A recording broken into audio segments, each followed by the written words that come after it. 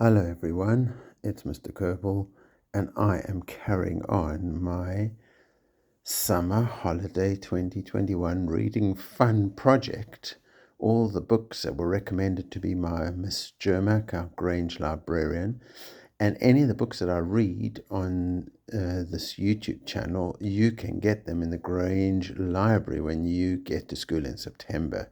So if you really enjoy the book, remember to ask your teacher if you can get the book from the Grange library, because I'll put them back in the library before school starts in September. So this book is called Dave and the Tooth Fairy by Verna Alette Wilkins, and it's illustrated by Paul Hunt.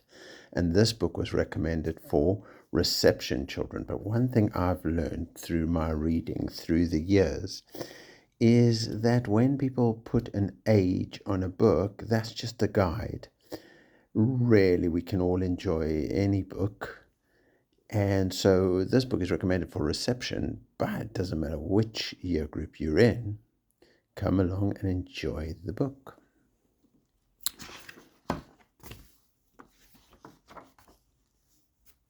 Dave and the Tooth Fairy.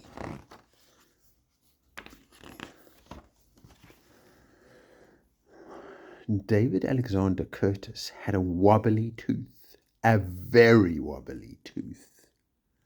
He wobbled it and wobbled it backwards and forwards, but it wouldn't come out. One day after breakfast, Dave sneezed. It was his biggest sneeze ever. His tooth shot out of his mouth, flew across the room, and disappeared.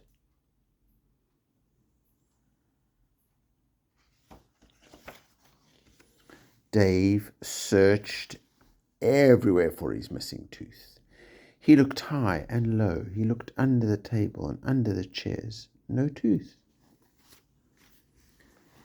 He looked down the side of the old sofa where everything went. He found crusty crumbs in his favorite car, an enormous comb, and 3 old buttons, but no tooth. No tooth meant no visit from the Tooth Fairy. No visit from the Tooth Fairy meant no money. No money meant no kite. Dave wanted a new kite very much.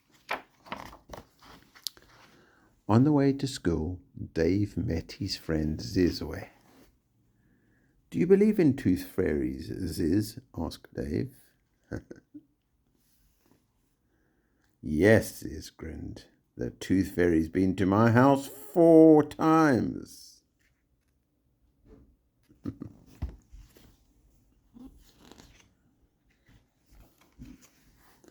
Dave was determined to find his tooth, but he couldn't.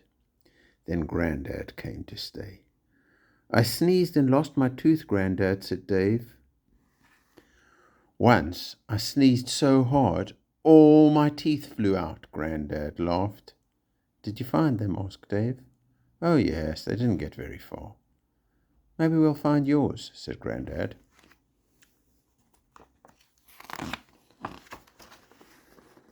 That night, Dave had an excellent idea. When everyone was fast asleep, he tiptoed downstairs. Grandad was asleep on the sofa. In a strip of light near the sofa, on a table, in a glass, a complete set of teeth smiled at Dave. He picked up the glass and tiptoed back upstairs. He put the teeth under his pillow. He got back into bed and immediately fell fast asleep. Far, far away in Tooth Fairyland, Afia sat alone on duty. She had been a tooth fairy for a long time. Afia liked her work, but she longed for a job where she could meet children in the daytime when they were awake. Then Dave's tooth call came. Afia quickly prepared herself for her journey. She spread her bright wings and flew into the night towards Dave's house. It was a clear, warm night. She heard the hoot of an owl far away, and a bat came close as she flew. At last, by the light of the moon, she floated into Dave's room. 1 tooth, 2 teeth, 32 teeth. I can't afford all of these. Back she flew, over trees, over hills, over clouds to Tooth Fairyland. It was her fastest flight ever.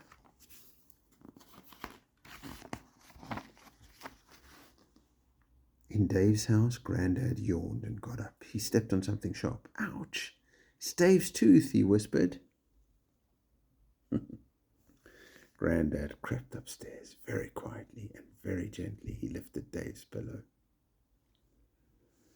He nearly jumped right out of his slippers. His own teeth were smiling at him. He did a swap. It was his quickest swap ever. But before the sun peeped over the hills, a very tired Tooth Fairy flew back into Dave's room. Under his pillow, she found just one little tooth that looked exactly like a crusty crumb. Where have all those teeth gone? She wondered. It was nearly daylight, so Afia quickly collected the single tooth and put some money under Dave's pillow. Then, with a flash of bright wings, she set off once again for Tooth Fairyland. When she arrived back in her office, Afia found a letter on her desk. She had a new job. Good news, great news, her best news ever. Afia was delighted. In her new job, she would meet lots of children in the daytime. At 8 o'clock exactly, David Alexander Curtis jumped out of bed and looked under his pillow.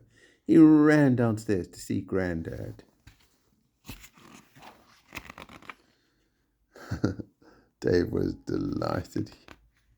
He had enough money to buy his kite.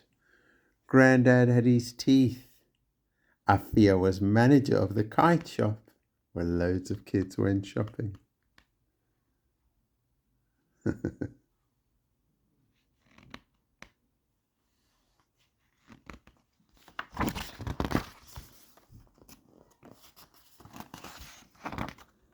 Near his house, on a hill, in a field, David Alexander Curtis flew his kite, his biggest kite ever. And that's the end. So everything worked out for everybody. Afia got her job. Grandad got his teeth back. David found his tooth was found, and he got to fly his kite. And this story reminds me of my grandfather, because my grandfather, he also had his teeth, and he could put his teeth into a glass like that. And my grandfather, what he always used to say, he said, "Can you whistle while you're brushing your teeth?" And now, if you've ever tried that, like me, you'll find you can't brush your teeth. You can't whistle when you're brushing your teeth. But my grandfather, he could, because he took his teeth out, and then he could whistle when he was brushing his teeth. Anyway, I hope you enjoyed the book. I'm looking forward to seeing you in Grange in September.